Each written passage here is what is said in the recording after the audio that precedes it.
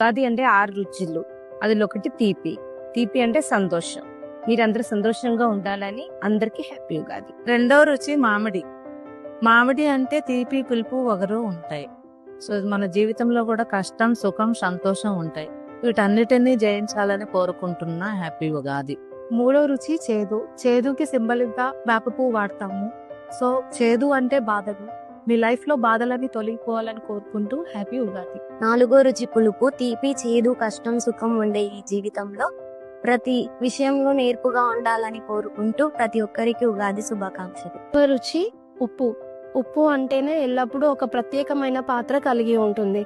So మనందరం కూడా ఎల్లప్పుడూ ఒక ప్రత్యేకమైన పాత్ర కలిగి ఉండాలని కోరుకుంటూ మీ అందరికీ శ్రీ విశ్వావసు నామ సంవత్సర శుభాకాంక్షలు. 6వ రుచి కారం. ఉగాది అంటేనే షట్రుచుల సమ్మేళనం.